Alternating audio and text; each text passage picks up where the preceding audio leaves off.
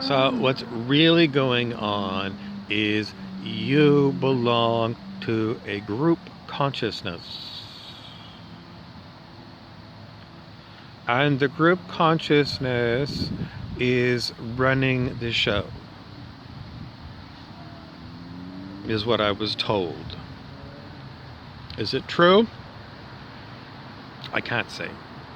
It's a story, and it's just the story I'm telling you now.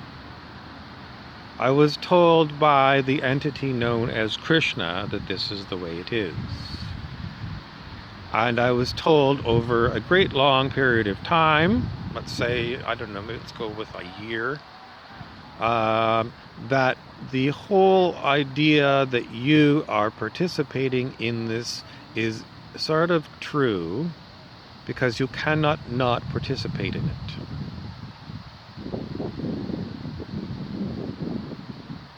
And this is known as divine Leela, which is a sort of nice way of putting the word Maya, the illusion.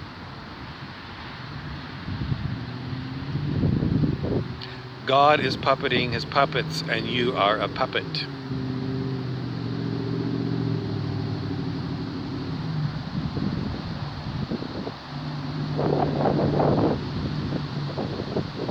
Has God a personality? It depends on which religious story you get.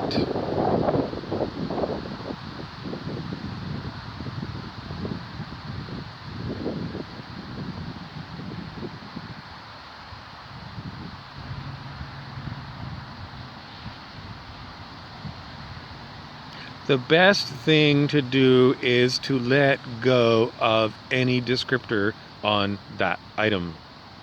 Because Richard Bach, in one of his illusions books, I think it was, or maybe it was Messiah's Handbook, he has a quick bit of advice, and it's called "Don't limit the is." And what does it mean? It means, if you say God is 42, from the Douglas Adams books, Hitchhiker's Guide to the Galaxy, that's limiting God to being 42. So you don't do that. Don't say God is, because then it implies that God is not everything else. Don't limit the is. Now, can you limit the is if you're in a Richard Bach book? Your ego personality may perceive the world through your limited ideas about the is.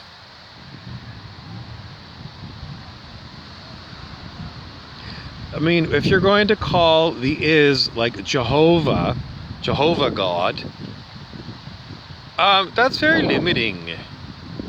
Because if you do read about Jehovah God, you're very perplexed about this God. Just seems to be illogical and irrational. And it's like, I don't want to have a God that's illogical and irrational.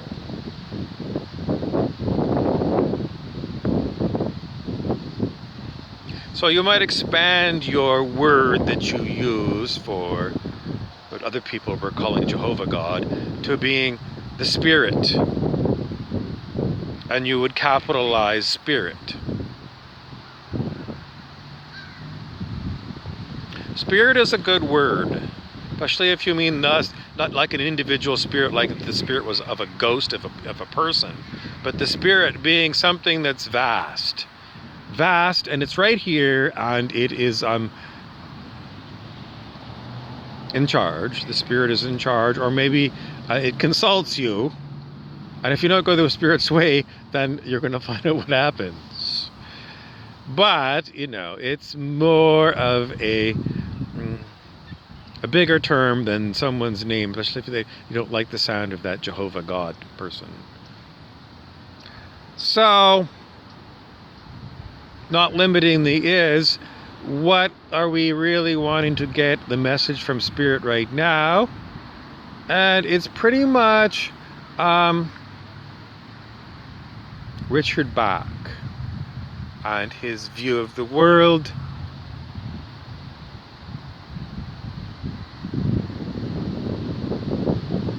You're a seagull.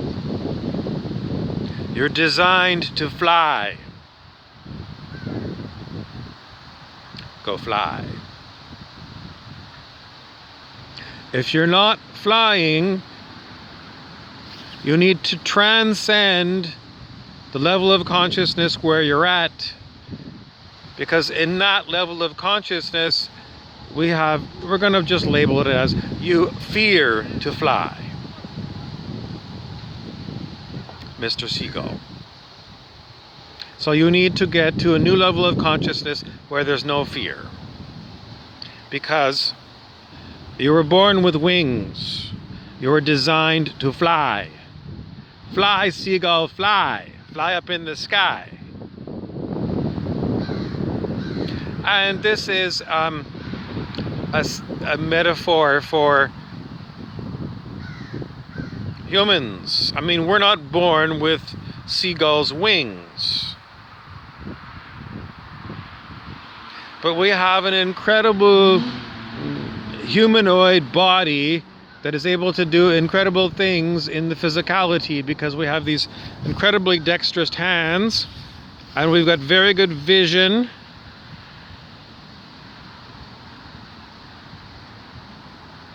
And we've got the human mind, which is capable of incredible mind things. And so if we bring it back home to today's world, what we have still among these human seagulls is a fear of flying.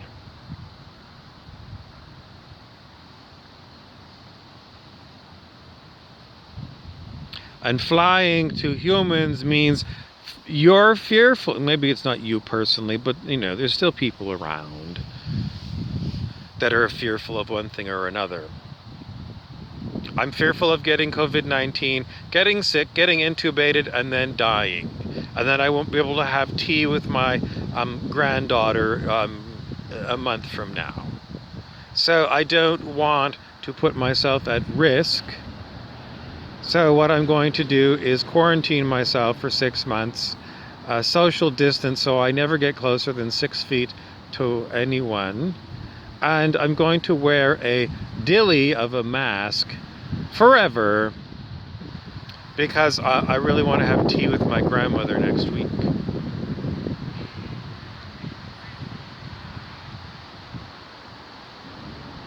And regardless of the fact that humanity has managed to survive to 2020, the time when I'm talking now, without quarantining ourselves, without social distancing ourselves, without wearing masks, without having a television telling you that there's a pandemic on worldwide. The whole point of it is you cannot let go of your fear of what if this happens. And what's the worst part of your what if scenario? I'm intubated when I'm sick, and I have a long, sick, horrible feeling, and then I die. And then I don't have tea with my grand person next month.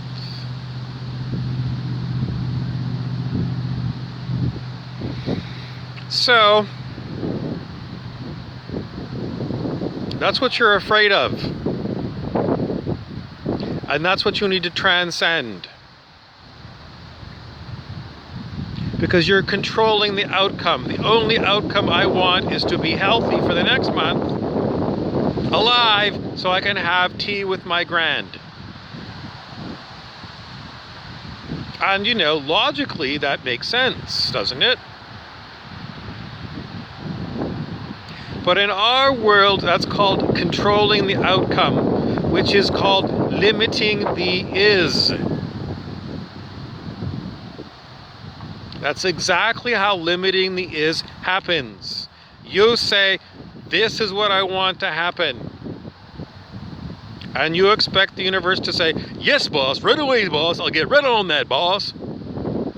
And this is what's actually taught in, for example, religious science, science of mind, and perhaps in Abraham Hicks' teachings.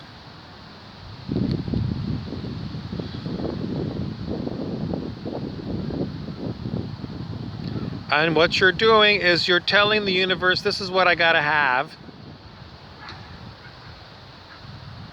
And you're demanding the universe produce it. The Science of Getting Rich by Wallace Wattles was another one of these ones. All kinds of new thought thinking, success, think successful. As you think in your heart, that's how it happens to you. All these things. And what I'm telling you is, based upon Richard Bach's books, don't tell the universe what to do. Do you think you're smarter than the universe?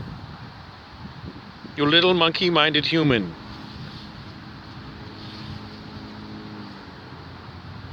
And if you're honest, you say, I can't possibly be as smart as the universe. So you would just say, all right, I'm going to let go of my needs. And I'm going to say, universe is, I'm not even going to say it, I'm going to say, you're smart enough to figure out that this body needs certain things. And if I have to go through a month where the universe says, maybe you made a mistake, maybe I don't know how to look after you because you've had a hellish month. You got COVID-19. You were intubated at the hospital. And lo and behold, somehow you died. On the operating table, you died. You did. The doctors were there, the nurses were there. You were dead. But they put a needle of adrenaline into your heart, and they gave you a huge electric shock, and lo and behold, you came back from the dead. And here you are to explain to us about, do you really want to limit the is?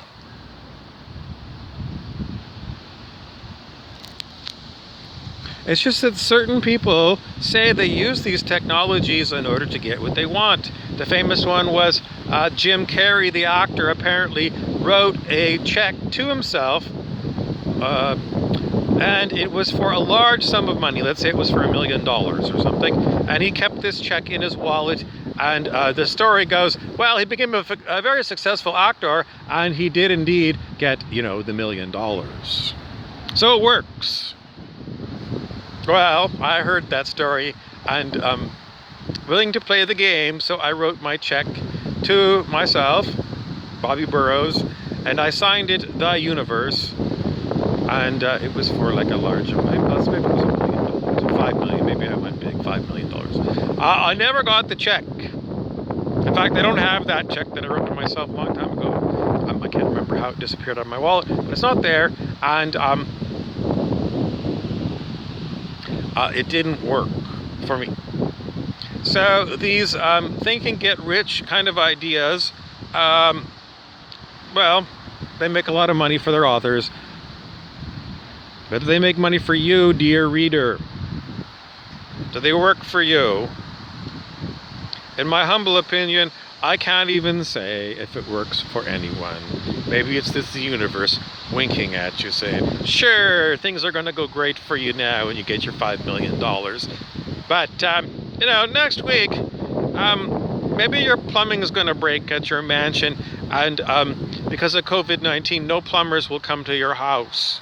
So you've got like a huge amount of shit floating in your upstairs toilet that won't flush. How do you like things now? Thank you for watching. Please subscribe and share. My name is Jacob Marley from Bewitched.